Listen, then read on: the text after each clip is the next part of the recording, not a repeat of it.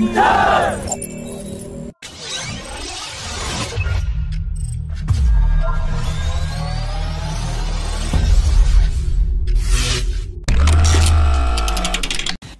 Indian Air Force has initiated different programs to develop and integrate the relevant niche technologies in the unmanned program in collaboration with private industry, that includes manned-unmanned teaming, air-launched flexible assets, and the tactical interdiction and attack air vehicle.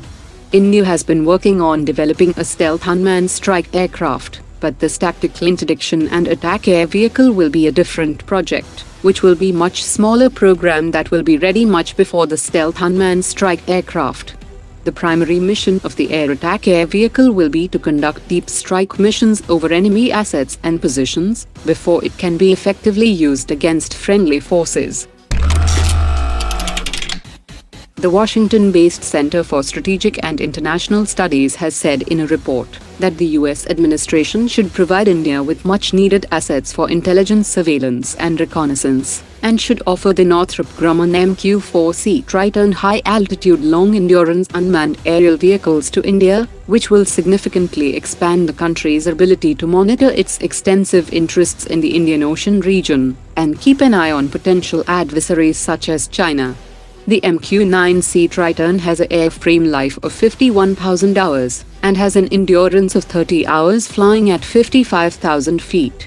Its X-band ASA radar with a 360-degree field of regard is capable of surveying 7 million square kilometers of sea or land in a 24-hour period.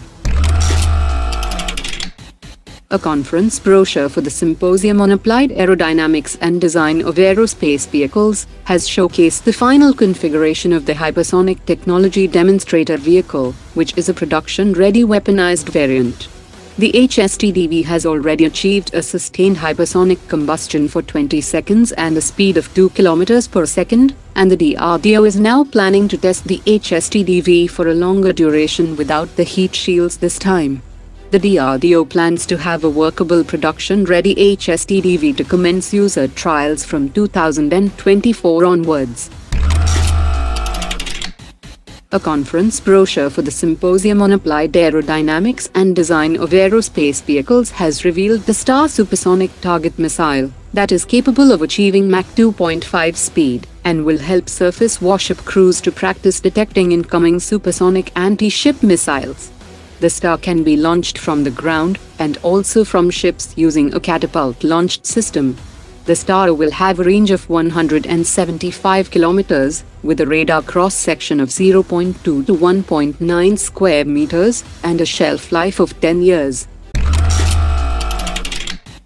Russian media has claimed that China has begun testing a new fourth-generation main battle tank, which comes at a time when the US had announced the presentation of its fourth-generation Abrams X tank. The crew of the tank will consist of only 2 people, and will use a network-centric control system and an advanced data exchange system. It is also assumed that if the tests of the new tank have already begun, it will be ready to enter serial production in 2024. Korea Aerospace Industries had unveiled a model of its MCX multi-role transport aircraft last year, and a company official has said that it is currently discussing its requirements with the Korean Air Force, but it is also in talks with several countries that might be interested in joining the program as a partner. South Korea is interested to pitch the MCX concept to India, UAE, Indonesia and Philippines, and it will be ready to conduct its first flight in 2030. Embraer has offered its A29 Super Tucano multi-role light attack aircraft to the Indian Air Force, Indian Navy and the Coast Guard, and to border security forces like the Indo-Tibetan Border Police and the Border Security Force. Senior Embraer executive has said that besides boosting the country's local manufacturing, Embraer can also help India to become a critical supplier in the global supply chain. Within a few months of joining the Indian Air Force, the Prachand light combat helicopter has started participating in joint war games with the Indian Army.